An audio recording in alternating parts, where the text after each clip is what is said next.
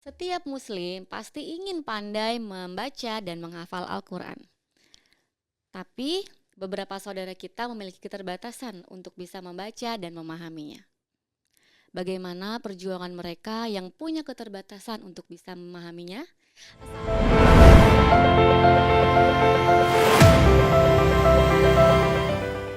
Assalamualaikum warahmatullahi wabarakatuh. Sahabat PKS, gimana puasanya? Semoga teman-teman yang lagi berjuang untuk melaksanakan ibadah di bulan Ramadan ini selalu diberikan kemudahan dan banyak berkah dari Allah.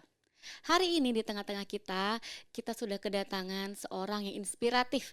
Beliau masih muda, perempuan, dan juga seorang sahabat tuli.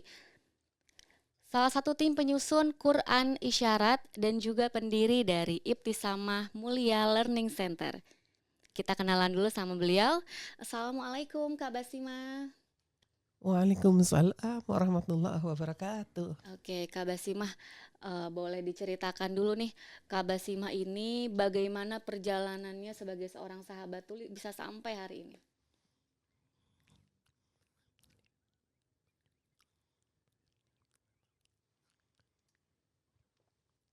Saya sebelumnya ingin memperkenalkan diri dulu. Nama saya Basiima. Isyaratnya seperti ini, Basimah. Saya seorang yang tuli dan saya selalu berusaha berkegiatan yang positif. Dulunya teman-teman tuli tidak memiliki kemampuan membaca Al-Quran. Sebab dulu semuanya harus menggunakan verbal. Verbal itu hambatan buat kami sebagai orang-orang tuli. Contoh, kami harus menyebutkan segala sesuatunya dengan jelas seperti orang dengar. Kemudian secara visual, kami melihat huruf ta dengan tha itu sama aja di pandangan kami. Karena kami nggak bisa mendengar, maka kami tidak bisa membedakan huruf ta dan tha. Teman-teman tuli kadang menebak-nebak saja. Tentu ini hanya tidak mungkin tidak tepat untuk Al-Quran. Contoh yang lain dengan suara yang panjang, bacaan panjang, kami tidak paham juga, belum memahami. Kemudian hukum-hukum dalam Al-Quran juga kami belum memahami. Dulu dalam pendidikan SLB, pendidikan Al-Quran tidak ada, belum ada. Atau jarang. Kami diajarkan Iqra dengan verbal, tapi untuk membaca Al-Qurannya nggak sampai membaca. Di luar, di rumah, orang tua kami mengajarkan anak-anak tuli membaca Al-Quran juga dengan verbal, tapi jumlah mereka tidak banyak. Hanya bergantung pada orang tua yang peduli saja. Dan tidak ada motivasi buat kami untuk membaca Al-Quran dan menghafal Al-Quran atau menyelesaikan pembacaan Al-Quran.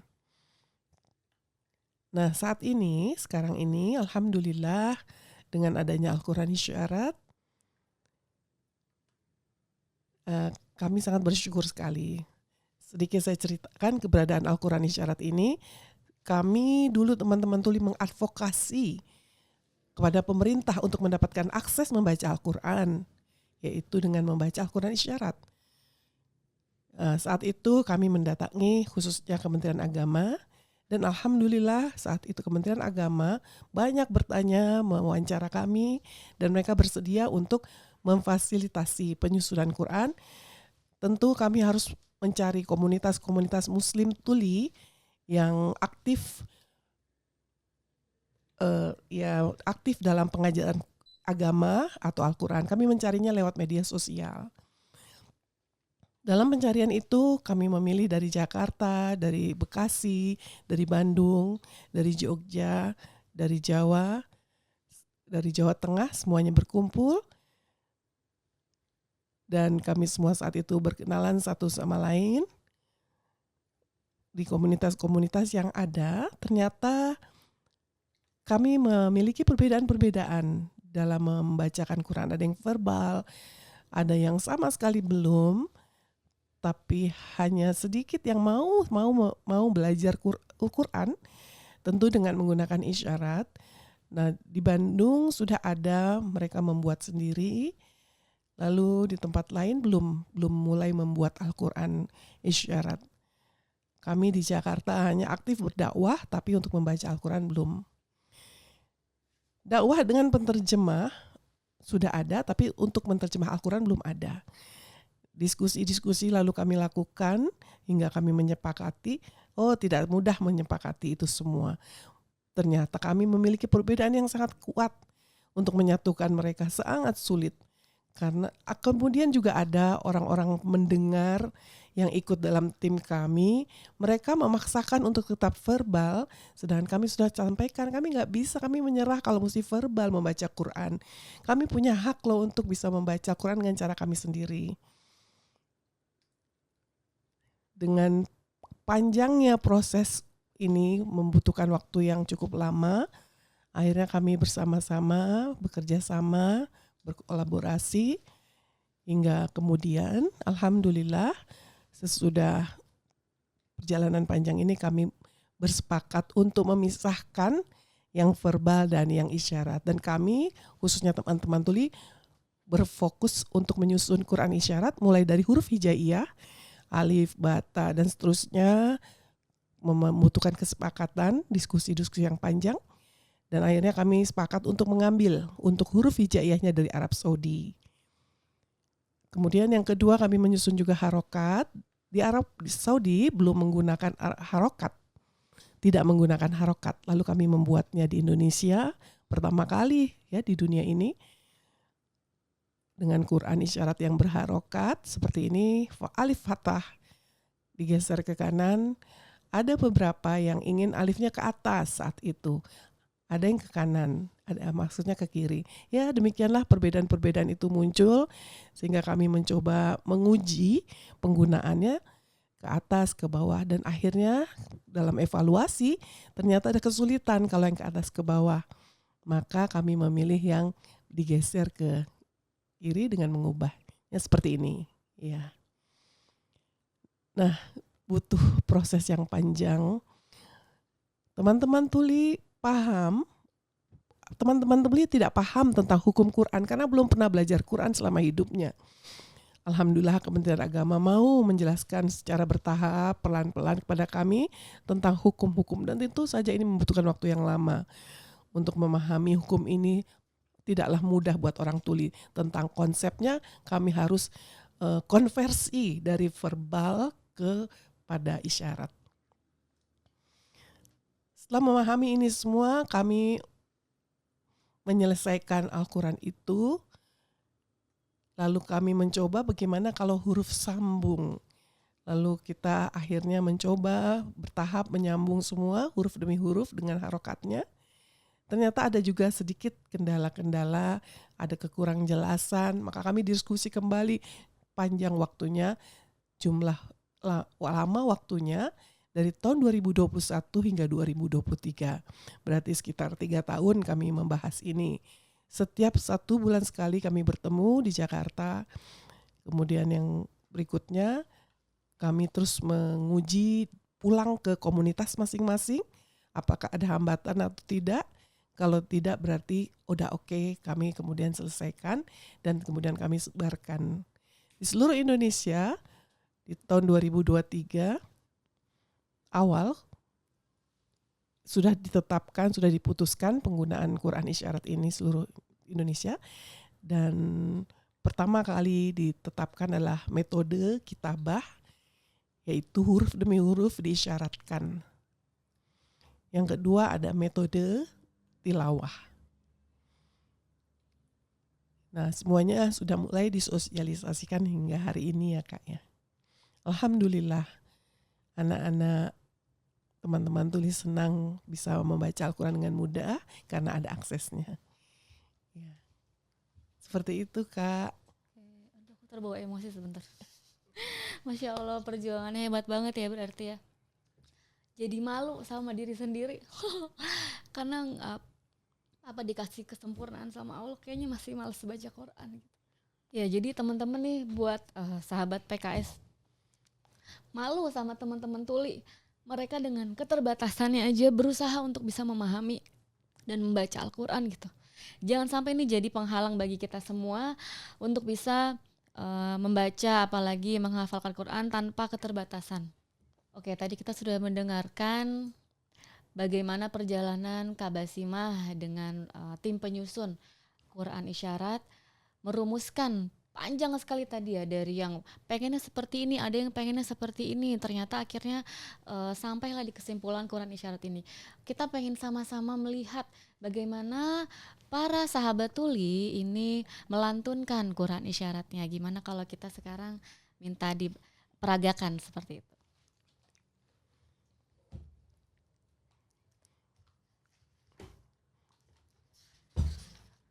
Ya, Basima saat ini akan membacakan surah Al-Fatihah dengan isyarat. Sudah apa? Mau baca aja? Mau baca aja? Ya, baik. A'udzu billahi minasyaitonir rajim. Bismillahirrahmanirrahim.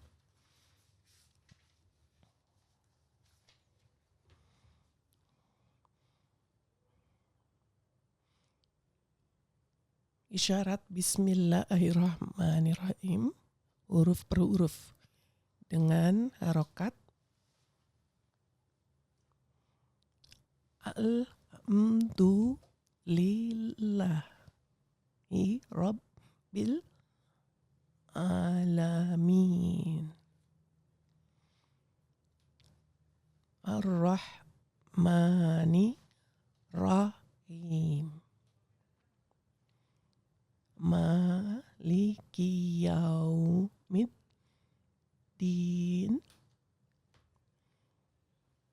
Iyyaka na'budu wa iyyaka nasta'in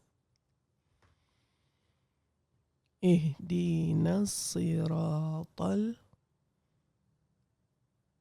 mustaqim Siratal ladzina an'amta alaihim ghairil maghdubi alaihim waladdallin.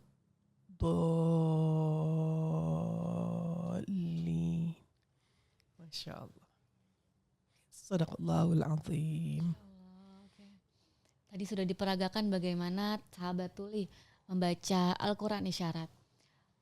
Saya jadi membayangkan nih, kalau tiba-tiba Kak Basimah menyerah gitu dalam merumuskan Quran Isyarat ya, mungkin gak akan pernah jadi Quran ini. Tapi ternyata Kak Basimah dan juga teman-teman tidak menyerah.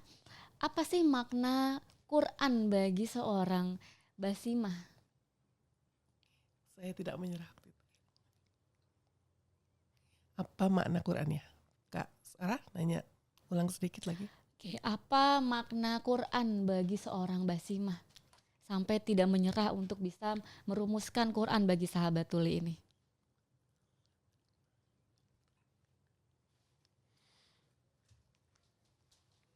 Saya tidak mau menyerah karena Al-Quran itu indah.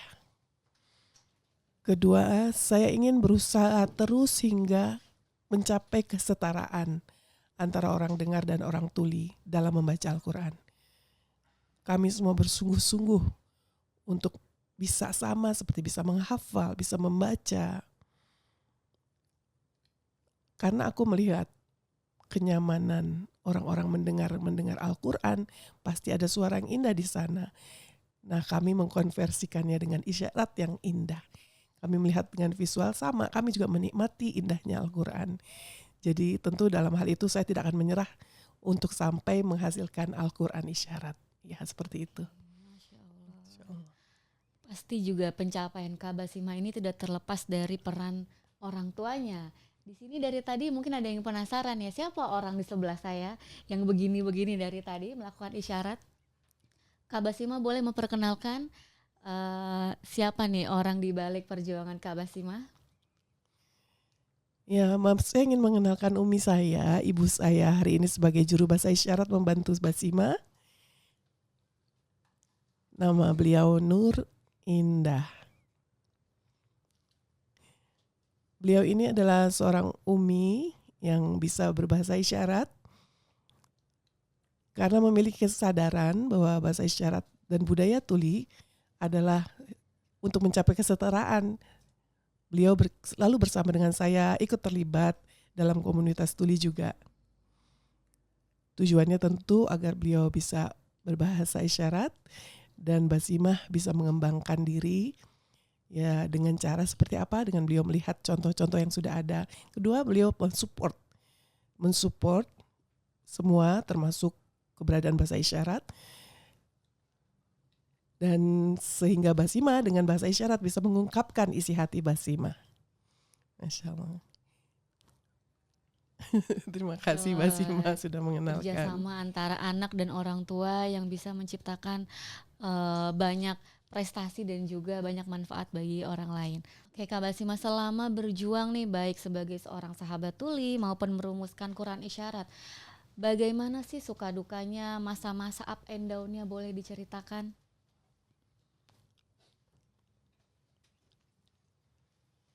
Ya, saya tentu saja pernah mengalami masa-masa up and down. Contohnya waktu saya bersekolah dulu, TK, SD, saya berada di SLB, sekolah luar biasa. Saat itu belum banyak hambatannya karena saya berada bersama teman-teman tuli. Namun ketika SMP saya mencoba untuk sekolah umum, saya ingin beradaptasi dengan orang dengar. Dan di sekolah itu, padahal ya inklusif terbaik saat itu sebenarnya. Ketika saya memasuki sekolah umum ini, awalnya saya merasa senang sekali karena punya teman-teman baik, mau berkenalan dengan saya, guru-guru juga baik. Kemudian di perjalanan proses pembelajaran, saya mulai merasa ada perubahan, seperti teman-teman ngobrol sendiri, sedangkan aku hanya melihat saja. Mereka tertawa, seru kelihatannya. Tapi saya tidak tahu apa yang mereka bicarakan. Saya mau tahu, saya ingin. Kadang-kadang saya ikut tertawa aja, padahal saya nggak paham isi pembicaraannya. Kedua, mereka ngobrol dengan Basimah hanya hal-hal yang sepele saja. Contoh, sudah makan belum? Udah PR belum? Ayo kita makan. Tapi tentang hal lain mereka tidak pernah berbicara dengan saya. Mungkin mereka bingung sih mau berkomunikasi dengan saya seperti apa. Saya saat itu merasa minder. Saya merasa saya dijauhkan oleh teman-teman. Saya nggak merasa nyaman lah saat itu. Komunikasi saya tidak lancar. Hanya karena mungkin saya berbeda. Kemudian hal kedua yang menjadi hambatan buat saya adalah guru baik, tapi mereka tidak memahami tentang bagaimana kondisi tulisi, budaya tuli itu. Contohnya bagaimana? Saat guru yang di depan mengajarkan tentang matematika, guru pendamping saya berbicara secara cepat, saya nggak bisa menangkap. Di saat itu tidak ada juru bahasa isyarat. Dia hanya mendampingi saja, guru shadow ya. Mereka membantu lewat tulisan, hanya kata-kata yang dipilih yang penting-penting saja. Kemudian saya membaca ulang, tetap saja saya tidak memahami. Sebab kata-katanya tidak sempurna. Saya nggak pernah dengar istilah-istilah baru. Ya, butuh sebenarnya satu kata saya dijelaskan, lalu saya butuh penjelasan definisi-definisi sehingga memiliki konsep tentang satu kata-kata itu. Sedangkan teman-teman yang lain kan mudah, ya. Maka saya terjadi ketertinggalan dalam belajar. Saya merasa lebih tertekan lagi, lebih down lagi, nggak semangat sama sekali. Saya menyerah saat itu. Nah, selalu saya mengeluh pulang sekolah kepada Umi, dan Umi bilang Basimah nggak paham belajar ternyata. Kemudian tentang inklusivitas di sekolah itu. Saya ikut di kelas inklusi, ada terapi wicaranya. Saat itu ada perlombaan. Saya sebagai seorang tuli sendiri, 2 orang waktu itu.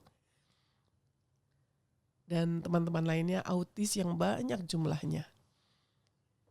Dan kami dikelompokkan mengikuti sebuah lomba. Saya selalu menjadi juara lah ya, pasti. Tentu ini disebabkan guru-guru tidak memahami. Sebenarnya ya ada perbedaan disabilitas, kekhususan kepentingan. Ya guru-guru belum memahami hal ini padahal sekolah inklusi terbaik. Terus tambah lagi saya down seperti ini kondisinya. Ya itu masa-masa down saya, Kak Sarah. Oke, tadi tentang masa-masa down-nya. Kalau masa-masa bahagia dan sukanya nih. Nah, 1 tahun kemudian saya akhirnya berhenti dan mengikuti sekolah di rumah homeschooling bersama Umi. Kedua, saya memiliki komunitas tuli yang pertama kali saya temukan di sana, belajar budaya tuli dan bahasa tuli. Dan saya bertemu dengan orang-orang hebat di sana. Baru itu saya bertemu. Bisa mengajar guru-guru itu, tuli-tuli itu, bisa mendesain. Dan pernah datang juga tokoh tuli, beberapa tokoh tuli dari Amerika. Mereka datang sebanyak 10 orang. Ada yang dosen, ada yang jadi dosen, ada yang jadi dokter, ada yang jadi staf kepresidenan White House saat itu. Saya bingung, kok bisa tuli seperti itu? Kok mereka bisa ya? Rupanya keluarga dan pemerintah mendukung keberadaan teman-teman tuli sehingga mereka bisa berkembang. Sedangkan di Indonesia bagaimana? Nah, teman-teman tuli di Indonesia butuh perjuangan dan beberapa keluarga ada yang dukung, banyak yang tidak dukung. Pemerintah juga belum sepenuhnya mensupport keberadaan tuli. Disinilah saya terus belajar di dunia tuli dan ini sangat menginspirasi saya. Akhirnya saya kemudian bangkit bersemangat kembali. Jadi setelah bertemu dengan komunitas tuli, kemudian bertemu dengan bahasa isyarat itu pertama kali ya di umur berapa? Umur saya 14 tahun saat itu dan akhirnya bisa berkomunikasi dengan bahasa isyarat. Banyak kata-kata baru yang akhirnya saya mengerti, yang tadinya saya nggak bisa paham dengan isyarat, semua disambung, akhirnya saya paham konsep setiap kata-kata yang ada berserakan di muka bumi ini. Ya. Oke. Jadi kita tapi kayaknya sepakat ya kalau pendidikan inklusi di Indonesia ini memang harus banyak dibenahi. Kadang suka dipukul rata gitu.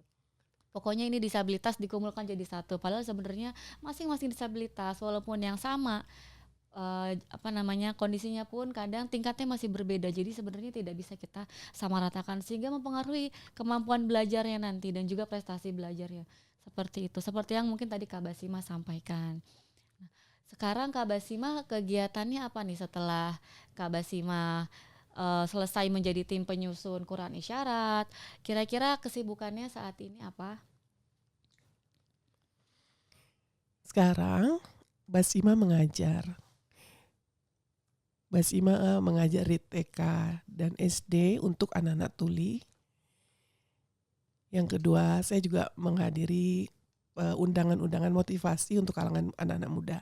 Inilah kegiatan saya sehari-hari. Saya mendirikan sekolah yang dinamakan Ibtisamah Mulia di tahun 2019.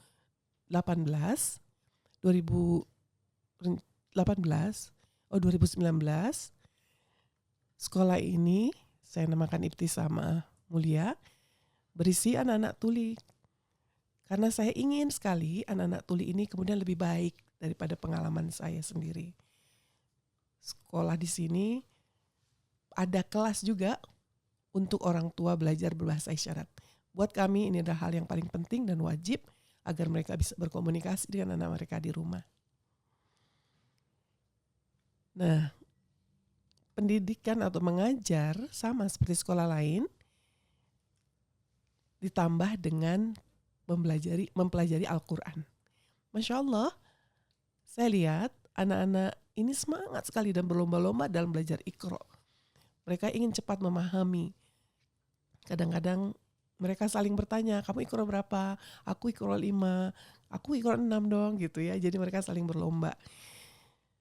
Ada anak-anak yang umurnya 8 tahun, 9 tahun sudah masuk pada Al-Quran. Hanya 1 tahun saja belajar, sangat cepat. Beda dengan masa Basimah dulu belajar Al-Quran. Dan teman-teman tuli lainnya, kami belajar Iqra dengan verbal sangat terlambat, butuh waktu lama, 2 tahun, 3 tahun. Dan beda 1 tahun sekarang ini sudah bisa langsung baca Al-Quran isyarat. Dan juga sudah mulai menghafal surat-surat pendek. Ya, insya Allah. Masya Allah. Artinya Allah memudahkan anak-anak belajar Quran. Oke, Masya Allah. Teman-teman juga mungkin nanti bisa mengakses ini bukunya Kak Basimah yang ditulis oleh Kak Basimah bercerita tentang berdamai dengan sunyi. Boleh diceritain Kak bukunya Kak?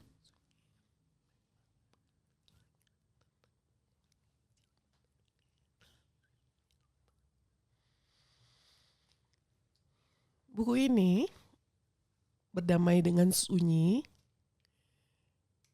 yang menulis tim ya, satu tim.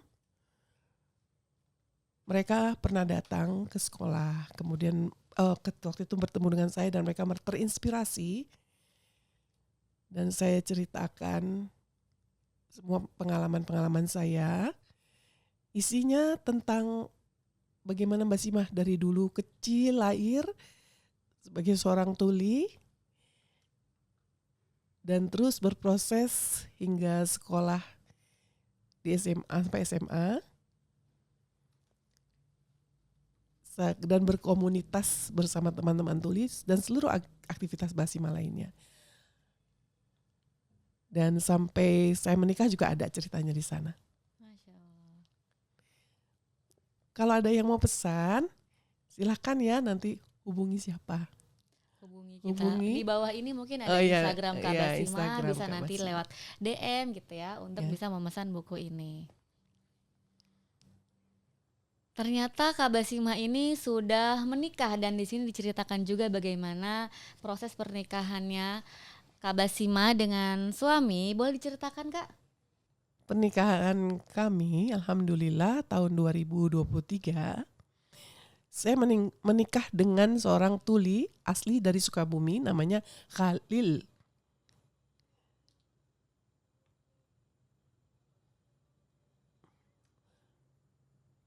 Pertama saya dipertemukan, saya pernah sempat dalam satu acara ICDM, International Conference of Deaf Muslim, tapi saat itu kami tidak saling mengenal satu sama lain.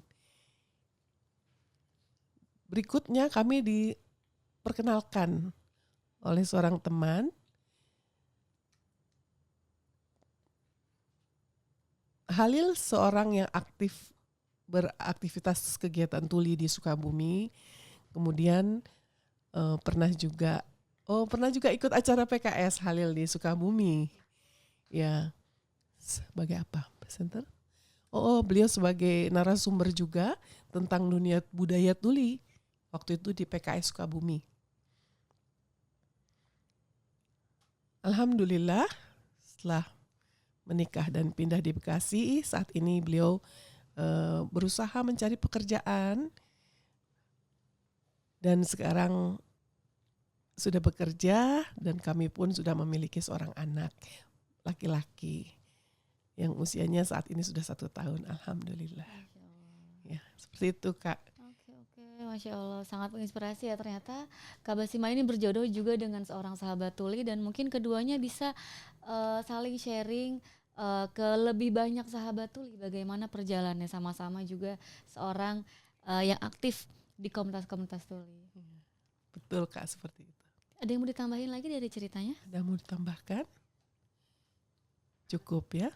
Oke, kalau di rumah ini Kak Basimah dengan suami adalah seorang sahabat tuli. Bagaimana kemudian berkomunikasi antar pasangan dan juga berkomunikasi dengan anak yang bisa diceritakan Kak?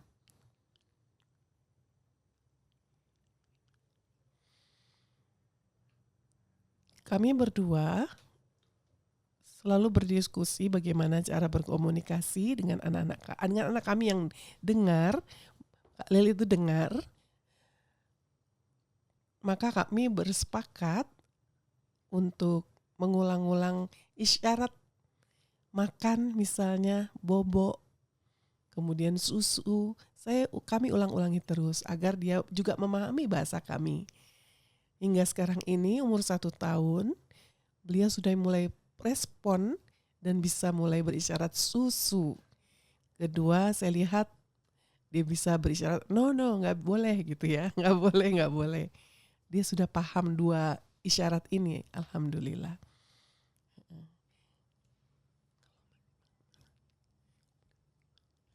Kalau Basima dan Khalil, suami saya, kami berdiskusi atau berbicara komunikasi dengan isyarat. Dan putra kami selalu menyaksikan, melihat kami berisyarat. Mudah-mudahan nanti beliau bisa berbahasa isyarat dengan baik. Semoga nanti menjadi penerjemah ya. Udah besar nanti mudah-mudahan bisa bantu saya menjadi penerjemah, karena Umi Abi kan juga ya selama ini jadi penerjemah kan gak selamanya bisa mendampingi, Masya Allah. Selama proses hamil Kak Basimah, gimana tantangannya yang Kak Basimah rasakan? Tantangan sewaktu hamil, saya harus kontrol ke dokter, ke rumah sakit. Kami tentu bingung ya, gimana ketika harus kontrol ke rumah sakit, bagaimana ya.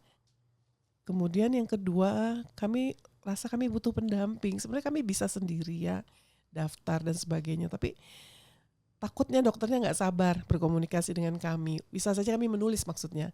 Bisa saja kami menulis, maka saya minta Umi menjadi pendamping atau penerjemah dan dokter berkomunikasi dengan penerjemah bahasa isyarat. Kedua, di rumah sakit itu masih banyak sekali rumah sakit yang tidak menyediakan layar informasi. Jadi mereka memanggil, kami kan gak mendengar ya, suster-suster itu memanggil. Nah di situ kami tidak ada yang bangkit. Saya tanya, saya yang maju, saya yang harus dipanggil. Nah jadi kami terhalang dengan kurangnya layar-layar informasi, sedangkan kami membutuhkan akses itu, maksud Basimah seperti itu. Dan saat pemeriksaan kehamilan, kemudian saya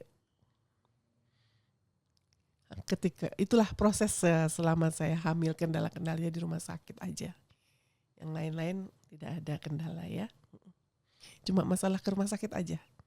Ya seperti itu Kak. Bagaimana waktu melahirkan? Alhamdulillah lancar. Semua tidak ada masalah, alhamdulillah. Sehat juga dan dokternya sudah paham ya bahwa Basimah tuli. Ya awal-awal memang waktu itu dokternya senang ketika mengetahui saya seorang tuli, sangat support ya. Kalau nggak salah dokternya juga pendukung PKS ya Kak ya, Masya Allah. Iya, jadi dia senang ya ketika bertemu dengan Basimah dan beliau baru ini memiliki pasien seorang tuli. Oke, Masya Allah, menarik ya. Kita baru saja mendengar bagaimana perspektif dunia ini dari seorang sahabat tuli, bahwa ternyata di rumah sakit pun mereka belum bisa nyaman untuk berobat karena banyak yang tidak sesuai dengan keterbatasan dan kondisi mereka saat ini. Sebelum kita akhiri, Kak Basimah, apa nih pesan yang mau disampaikan buat sahabat PKS yang lagi nonton podcast ini?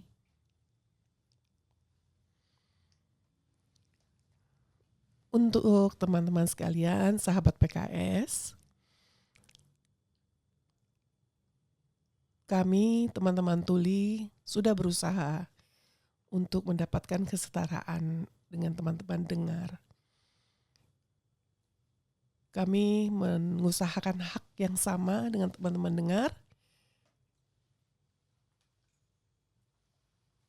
Teman-teman tuli selalu bersemangat, tidak menyerah. Walaupun hambatan-hambatan itu ada, kami tetap berusaha demi setara dengan teman-teman sekalian. Contohnya dengan keberadaan Al-Quran Asyarat ini. Hal ini penting karena sayang ya teman-teman dengar sudah punya Al-Quran aksesnya dari zaman Rasulullah SAW.